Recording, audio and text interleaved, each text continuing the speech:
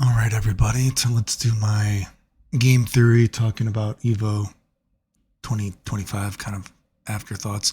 Again, I didn't watch everything because ultimately I got other things to do. I was in the hospital earlier today and I got to make this video and go back to the hospital again. And, I just got other stuff going on, and video games, just only interest me so much, but I did watch some of it. And so I'll give some of my thoughts. Remember, if you like the videos, like, sub, silly comments, share, support the channel if you can. I appreciate it. Thanks. Super chat, PayPal, Patreon. If you want to support the channel in any way, it does help, and I appreciate it. Thank you. So first of all, I want to get into the Marvel token thing because nobody tried the stuff seemingly that I talked about. And then they even have this beta announcement that once again shows the stuff I've talked about should work, or at least they show a glimpse of it. So once again, I'm very disappointed that nobody tried the stuff seemingly that I talked about, but even then the trailer seemingly shows that it is how the game works. So if we want to look at that really quickly. So first you're going to see that, again, the first EX move doesn't add to any of the tech buffer thing, right? But as I said, the second time, if you do the same special move twice in a combo, then I've seen it looks like, boom, it instantly goes red and the guy can tech. But just again, for combo theory and routing and just an idea of the game, because I know people were complaining that combos look like they end really quickly, and they do, but it looks like the gimmick of the game is, again, you add all your special moves without doing the same special move twice, and you can tag. When you tag into the guy, like I said, it resets the tech buffer, and when you then swap out of the guy as well, it resets the tech buffer for a second time. So just to look at this for a second, so we're going to see, watch this. Storm does this at EX move, right? So we see the guy, but it added nothing to the tech buffer, right? Even though they hit, because EX moves don't do tech buffer unless you were to do two EX moves. And even if you do two EX moves in a combo, it automatically makes the guy red, at least from the footage I've seen. I didn't watch everything, but I did analyze it a little bit in a few minutes. Pray I do not spoil the game and analyze it further like any of these other games, right? So she's going to combo, it starts to go up, it's game blue, but she does an EX move, so EX move, and it's not the same EX move, so it doesn't go up, right? Now, if we watch this right here, and this is what I was talking about, a theory of, you could say, of the game. Let's watch this. So Iron Man is going to, Iron Man's going to hit the guy a couple times, right? We see the tech buffer is going up, that blue thing, right? Now watch this. I do a assist. Now the assist, even though, watch this, I want you to see, even when you call the assist hasn't hit yet, right? Even when you call an assist, right? Without it hitting, as I talked about, look, Storm has not hit the guy yet. It reset the tech buffer. That's why I said, I wonder if there's going to be certain combos in this game where, because the game is so pre-planned that, it's either your assist goes forward or it goes up, perhaps there will be routing to reset the tech buffer and the damage buffer, whatever it is, where you purposely have the assist miss, because even if the assist miss, it resets the tech buffer, right? But I digress. If we watch this right here, so we call Storm, and again, it reset the tech buffer even though it didn't hit, right? So Storm is going to hit, right? Now watch how long the change is, right? Now remember, Iron Man can still move here. So my theory would be with the game is we do a long hitting assist, Iron Man starts to combo the guy, and then say he ends with a long hitting special move like Unibeam, whatever it is, right? But again, boom. Now, then you would switch out. It would reset the tech buffer again. So you got two resetting the tech buffers in a row, and then you're going to combo the guy. So I would assume that's why the game is so, even a combo with one simple guy, the guy techs and goes red so fast, because seemingly based on the footage, as I have said, unless it changes to this next beta, you can reset the tech buffer over and over and over and over again. Even in a single assist, you can reset the tech buffer twice in a row. And then, EX moves and all this kind of stuff, yada, yada, yada. Now, something, I know it happened in a few matches, but actually, again, I kind of, when I made the video analyzing the footage, again, you saw me in the video, I just kind of like, I looked at it right there and it was my thoughts. But I would be curious if when you break in the wall, and I know someone said the wall is kind of like I talked about how you can't break the same wall twice or whatever. and that like I predicted it, but it's just kind of like, I just feel like that's just kind of obvious. Why would you be able to break that same wall the same side? I just think that's just something the way it should be. But excuse me. Anyway, I know it was in a match. I should have been looking at the tech buffer at the time, but I wasn't. But I would be curious, when the wall is broken and then you hit the guy and they bounce against the wall, I wonder if that resets the tech buffer as well, but I don't remember because I only watched the footage once and I didn't watch every match. I just kind of watched a few minutes. But anyway, that is my theory on the game from the little bit of footage that I have analyzed, which pray I do not peacefully ponder the footage anymore. But yeah, so I don't know why anyone didn't try this. You know, I would assume that's kind of a meta of the game, especially since we have a trailer even showing off a little bit of it. But again, because you can hold down the button to tag for so long. So combo the guy, tag, combo the guy, then go back to holding down the button, resets the meter for a second time, then combo the guy, blah, blah, blah, yada, yada, yada. Chocolate titties in your butthole. Besides that, for EVO, what do I have to say for they showed Guilty Gear? I only watched a few matches of Guilty Gear because, again, I just got other shit to do. And same thing I've always said about Guilty Gear. They make great characters still. The characters are still really interesting, but the game sucks. I've made so many videos about it. What do you want me to say? I guess there's going to be a Guilty Gear Strive 2.0 or some shit like that. Not going to hold my breath because I would assume the game is still going to fundamentally be the same. Although I could be wrong. That would be nice, right? What are they going to do? Add EX moves? Although, granted, EX moves in Guilty Gear are better with the force breaks are better because they're actually unique. Although, again, plus R unfortunately started to Mugenfy some of the EX moves, and it's not that interesting. But, you know, generally speaking, it's better than regular EX moves. But overall, again, I just feel like the game, you know, and even getting into, we're going to talk about Mark of the Wolves and Street Fighter. Again, you just feel when you watch these new school games, the characters are so heavy and there's this gravitational pull, the magnet effect that I've talked about that has been in games for so long. Like, God forbid characters are not always in your face, constantly being pulled forward. I mean, Street Fighter 6 is a game where literally one of the mechanics, Drive Rush, is to pull you forward, right? It's just terrible. Characters, they're so heavy and clunky in the magnet effect of games, you know, constantly pulling you away. God forbid you can jump back and do a special move. Well, you can't do that anymore, right? But overall, watching Street Fighter 6 and, you know, Street Fighter 6, it's fine to watch for a little bit because, again, I don't watch a lot of games. So watching it for a little bit is okay, but then eventually it just gets back into oh God, it's just Drive Rush. The game is just how I said it would be played, you know? The systems are more important than the characters, and it's just it's just, oh God, I hate the system, right? Just as, fuck me. You know, I've talked about it so often it gets boring, but, you know, it's fine to watch because I haven't watched matches for a little bit, but then after a few matches, it just starts to get boring because it's like, this is just the game. You know, it's just kind of like, Drive Rush, Drive Rush. Oh, when are you going to Drive Rush? Oh, I didn't Drive Rush, but here's my Drive Rush card. Oh, let's say blah, blah, blah, blah.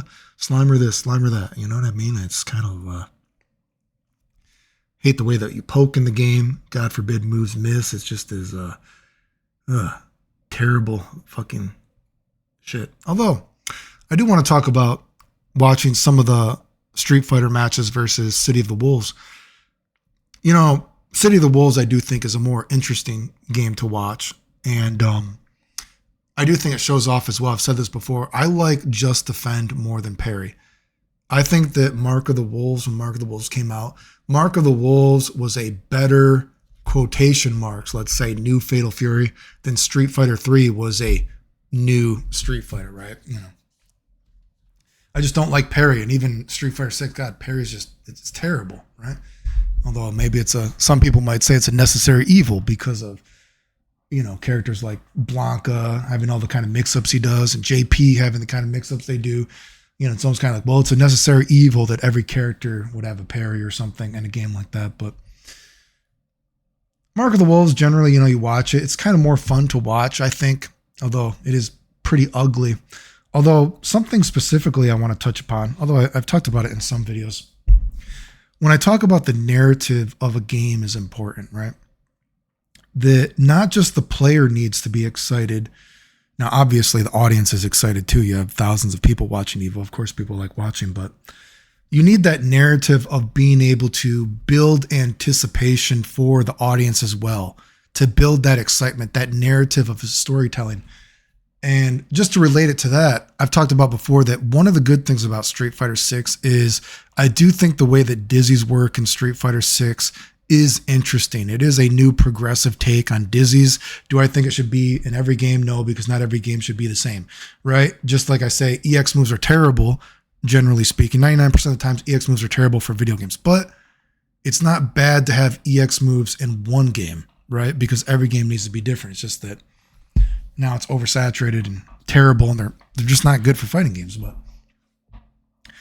I do think the dizzy stuff in Street Fighter 6 is interesting because watching the matches, even if a character doesn't get dizzy, there is automatic anticipation built in for can the character be dizzied because of the dizzy being tied to the drive meter and everything like that, right? That's one of the gimmicks of the game, right? Oh, am I run a drive rush and then you get burnt out, then I can be dizzied, all that kind of stuff. That's a sort of interesting tug of war. And it's a easy narrative to follow for a casual player, right? Now, one of the bad things about, you could say, City of the Wolves is, I've said this before, although I think, their spin on the quotation marks, a similar system almost, is that they have the hidden gear. Is it called hidden gear? Oh my God. Hidden drive, is it hidden gear? Hidden top gear. Or maybe it's just top gear. Whatever, you know what I'm saying? The level 3, the hidden desperation move, whatever it is, right? If you're in that top mode, you get a hidden gear. I think it is. You're level 3, right? And that's one of the gimmicks on top of this system. But you know what? I just don't think that's as interesting as, say, the extra frosting on the cake of Street Fighter 6, if you could call it a cake, is the dizzy thing. And it's an easy narrative to digest, and it's a easy thing to become excited about and to anticipate whether or not it happens or not. But the hidden level 3 for Fatal Fury, I just don't think there's really anticipation for that. I don't think it's exciting. And it's something I've also said that's a bad thing about the game is that the game is kind of ugly. And the level 3s are generally 99% of them very try hard. They're not very cool looking. And they all do this pose afterwards like they actually did something spectacular when they're often very kind of lame. Not that I don't think it's bad to have a sort of new thing, a different sort of spice to the game, but I just don't think it's that cool compared to Street Fighter 6's the Dizzy, right? And especially when you think that the supers aren't that special looking. And when you think for the supers that you lost, well, you lost all the hidden supers of actually Mark of the Wolves, right? The level 3s of Mark of the Wolves, how you could have a Raging Storm for Rock and all this kind of stuff. Oh, that's a hidden super for him, all this kind of shit. I think that's a drop ball. Like I said this before. It's unfortunate because I do think watching City of the Wolves, it is still a more kind of enjoyable game to watch than Street Fighter 6, but it's just not very cool. And I've said this before, SNK hasn't been cool for a long time, dude. And that was one of the things that kept them alive, is that they had this charisma. And of course, as I've said before, whereas you watch Street Fighter 6, it's okay to watch. I haven't watched for a while, but eventually it's like, oh God, drive rush. This game is just like I said it was going to be. And was one of the things that I was afraid about Mark of the Wolves. I'm like, well, at least special moves are inherently special, but I sure do hope it's not just going to be a bunch of EX moves and McJuggles all over the place. And unfortunately, my fear for Mark of the Wolves is the case. It's like, oh God, McJuggles this, McJuggles, EX move this, EX move to this. I mean, you can only see it so many times before it's like, well, it's just not that interesting. Oh God, McJuggles this, McJuggles this. I guess maybe for Mark of the Wolves, you could say that there is a bit of more people accidentally getting burnt out, you could say, if that makes sense. There's a bit more of a, oh shit, I accidentally got burnt out or maxed out, burnt out. I can't, I don't know what the fuck it's called. You know what? I'm gonna go full blown, not full blown, but a little bit of a conspiracy theorist here, right? Although, you know, I do believe there's probably a little bit of truth to this, right? I would assume when they were making Street Fighter 6 and Mark of the Wolves or City of the Wolves, right? Capcom and SNK probably had some sort of feedback, right? Especially when you think that they put Ken and he's basically just a copy paste into, you know, City of the Wolves. And I just think about how lame Ken is, right? He just looks he's so uninspired. And then you look at the Street Fighter 6 versions of, you know, Mai and Terry. And although, of course, it's terrible that Mai can't jump on walls anymore, you know, she doesn't have her fly ninja moves, doing the ninja dash thing off whatever, the Mai Shiranui fucking thing, whatever it is. How the fuck do you not have her original moves in the game? God forbid a character can run away, right? Without the magnet effect. But, you know, it's kind of sad that Street Fighter 6 is like, do you wonder if there's almost like I said, the thing when I was looking at the City of the Wolves, I'm like, why does it have to be so similar to Street Fighter 6? And do you think maybe, again, the conspiracy theorists is when they were originally talking about, they're like, hey, let's kind of share ideas of what we're going to do with the game. So then you can kind of do what we're going to do with the game too. Hint, hint, nudge, nudge. And SNK is like, okay. And then like Capcom's like, hey, this is how Ken is going to be, hint, hint, nudge, nudge. And SNK is like, okay, we'll just copy and paste him. And then Capcom's like, excellent. And then they're like, they actually made Mai look feminine, you know? And even though she's a Street Fighter 6 character, you know, just like Terry, they actually have some kind of like individual flair that feels like kind of like feels like some love to the series, right? Whereas Ken and Mark of the Wolves or City of the Wolves, it doesn't feel like someone that loves Ken. I mean, God, they gave him fucking Ryu's stage. Why the fuck does Ken have Ryu's stage? I don't know. He just feels like Capcom's like, yeah, this is what we're going to do with Ken. You know, there you go, dude. I don't know. Do you get what I'm saying? Whatever. Other than that, you know what? The biggest takeaway when I look at the EVO thing, and I say this every time that I actually look at a tournament, especially like EVO, I get this really cringy thing when I notice, like, I can't believe I looked at that 2X KO and I'm like, oh my God, dude, there's another dude on the team that has joked about me dying. And that kind of shit is just so creepy to me. And when I see all these players and I think about, God, you know, I was supposed to die like 20 years ago. And you can look at me at these EVOs. And, you know, people are always like, oh, Clayton thinks he's better than everybody else. You know, I always say that I feel lucky that I was able to win. You know, now tech-wise, again, no one's ever done what I've done tech-wise. And that's just a fact, right? I mean, it's absolutely comical how much I've done in video games compared to everyone else tech-wise, right? But when I think about competitively speaking, I always think that, wow, you know, it's just these same people that I see at all these tournaments nowadays, that people are, oh, Clayton would never win against these people, blah, blah, blah. So many of these people that are considered leaders of the community are people that were at tournaments when I was going to sick in between matches and still winning these tournaments. These people that the community sucks off as being leaders of the community, they're often leaders that they can't even compete with me when I didn't even know how long I was going to be alive. And I always say that's one of those crazy things that, and you know, you probably never experienced this, right? But you think 20 years ago, I probably should have died. You can see me at EVO, right?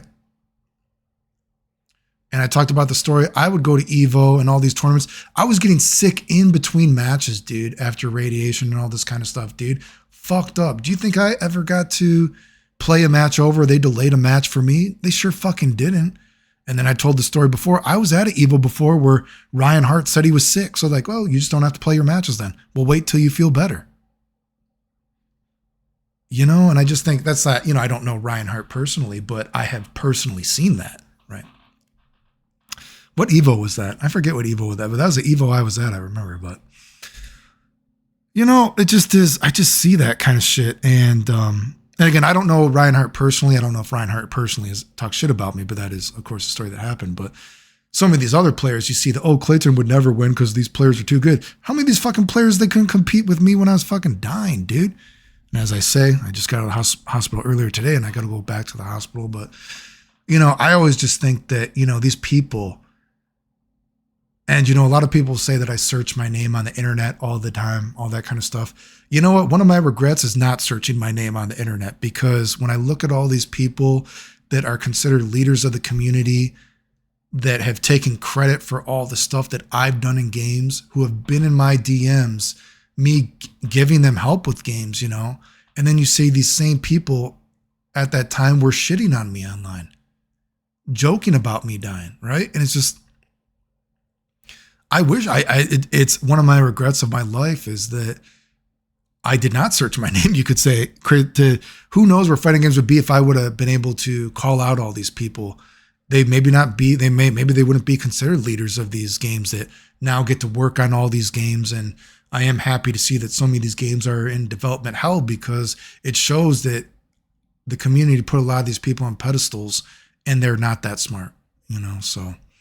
But I think about competitively though, again, I feel lucky that I was ever able to win.